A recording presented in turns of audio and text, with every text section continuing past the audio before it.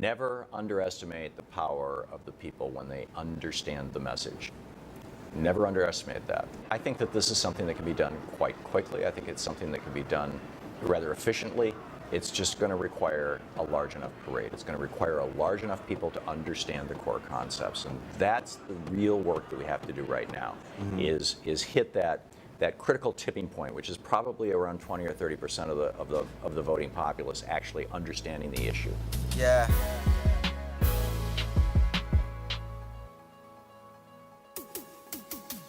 Oh, brothers, lost brothers.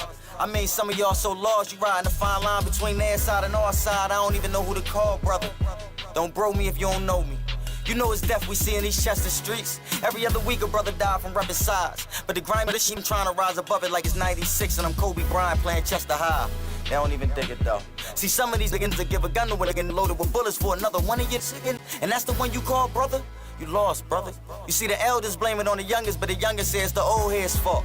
Meanwhile, they only doing the same things that the old heads taught. And a big part of the issue when creating a multiracial, multi-ethnic democracy movement is an understanding of how race and racism were constructed in the United States through law, and how those laws informed our culture in much the same way those corporate rights have been constructed through the law to ensure rule of the wealthy minority over the majority, and how our culture reinforces and legitimizes that lack of democracy.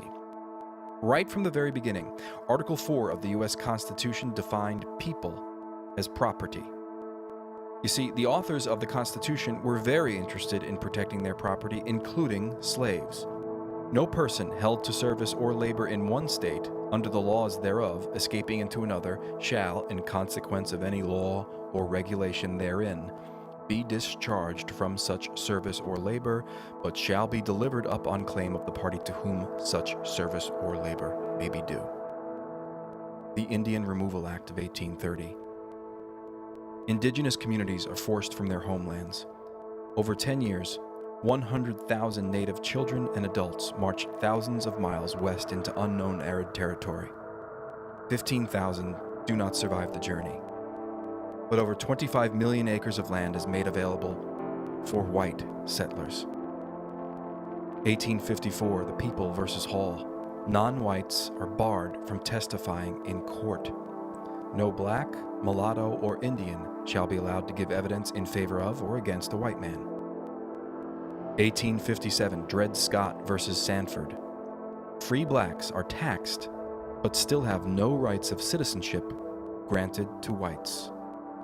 1862, Emancipation Proclamation in District of Columbia. Slaves are freed in D.C., but former slave owners are reimbursed for slaves given up. Whites are paid over $1 million in reparations for lost property. 1862, Homestead Act. 50 million acres of formerly indigenous land in the West, having been violently invaded by U.S. soldiers in violation of treaties, is distributed by the government at low cost to white settlers only. And 100 million acres of indigenous land are given for free to railroad developers. 1882, Chinese Exclusion Act bans immigration of both skilled and unskilled Chinese laborers. 1924, Johnson-Reed Act creates an immigration quota system based on national origin, favoring Nordics over the inferior races of Asia and Southern and Eastern Europe. 1934, in the wake of the Great Depression, the National Housing Act is implemented, creating a federal housing authority to provide loans and federal subsidies for home ownership, but the FHA mortgage underwriting standards discriminate against non-whites and investment in non-white communities through a process called redlining. 1942, an executive order forces 111,000 Japanese Americans into concentration camps. And the war on drugs declared by Richard Nixon violently targets and imprisons people of color disproportionately through today. When you're born, usually you're born into a dynasty or an empire, right? You're born like as a junior or you know, following in your father's footsteps. You always tell your father, he did this, or oh, your father, or your grandfather, he did this, or we got this, or the family heirlooms. There's none of that in the outer city. I call it the outer city because we left out. It's no nothing. We don't get any family heirloom, the family crest, all that stuff that you would think is so important was meaningless. Because I mean, come on. Our family crest was cotton. You know what I'm saying? It's like, man, it's like the only thing we can really leave behind is culture, is music, you know, and dignity and determination. That's what we had. So it's like, I feel as though I'm cheated because instead of me fulfilling my prophecy, I have to start one. Instead of me, you know, doing a good job and carrying on the empire, I have to build one. And that's a hell of a job for a 21-year-old. You know what I'm saying? That's a hell of a job for any youngster, male or female, to have to build an empire for your family. You know what I'm saying? And it's like, especially when the odds is that, you know that somebody else who lives in the inner city, the real inner city, suburbia, who, when he's born, I mean, 16, he gets a car, automatic.